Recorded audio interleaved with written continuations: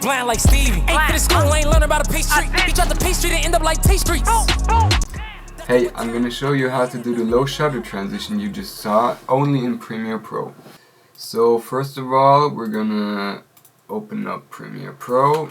Here I got a sequence from King Von's song, I Am What I Am. So the way I do it mostly is I'm gonna look for some clips where there's a lot of movement from the artist or also from the camera, and then like here, well, it's not a lot of movement, but it should be enough. Of course, this is already edited together, so if you have a longer sequence, it's better. But I'm gonna take it right where it cuts, around here, make it cut, drag it up, and then what I'm gonna do is do a right click, go on speed and duration, and speed it up. Like about, I mean it's a short clip, so we're gonna do 500. And then you have to go to time interpolation and go to frame bending. And now what's gonna happen is it's gonna like morph these shots over each other, and it's gonna look like a low shutter effect. You're only gonna see this low shutter effect if you're clicking here left right with the mouse, because if you go left right on the keyboard, it just shows the normal video. I don't know why, but that's just how it works. Also, what I always do is get a grain overlay right here, preferably a pretty strong one, and then I go cut it right there, go to effect controls, overlay. So now you can see it just has a little bit more texture on it. I don't know if you can see it through YouTube compression, but there's a little bit more texture on it. So what I'm now gonna do is I'm gonna just, by clicking on export frame, create a bunch of screenshots. So I'm gonna click here. You're gonna see if you go into your bin or your project bin, it's gonna show up right there. Take another one, and another one. That should be enough.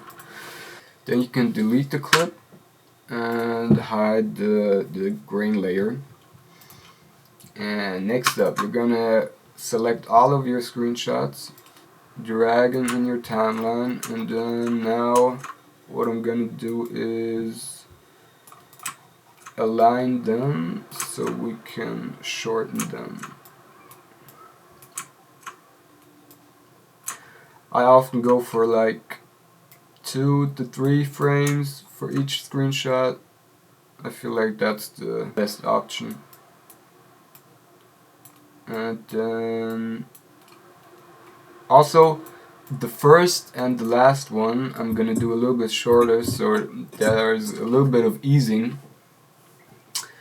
And let's see how it looks. Yeah, that already looks quite good. Or maybe switch the position so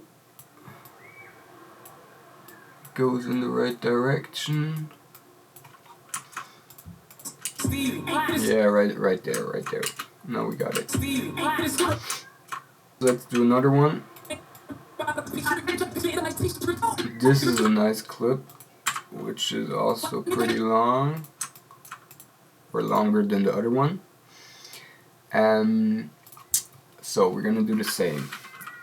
Do it up to 500. Yeah, this is already enough. So we're gonna take our grain layer, put it on top again to get this just a little bit of texture, and same as before, we're gonna export the frame. Boom, boom. Let's take this one and maybe 2 more right here. Now we can delete it again and go go to the end of the clip where I want to try it. Put the exports again in the timeline. Align them.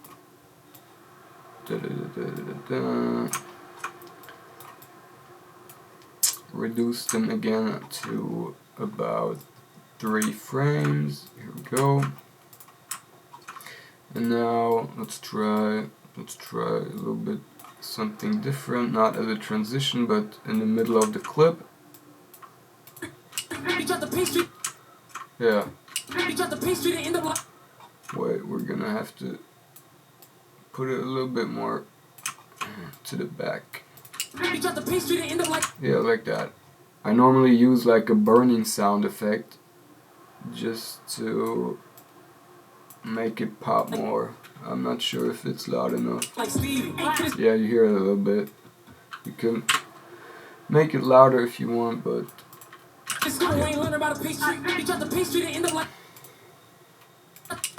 okay, yeah, you hear it a little bit. Blind like Stevie. Ain't for the school, ain't learn about a pastry. He tried the pastry to end up. So yeah, that's how you do the low shutter effect without using posterized time or echo or doing it in camera. It's a nice way to just do it in post. I hope this helped some of you, and have a nice day.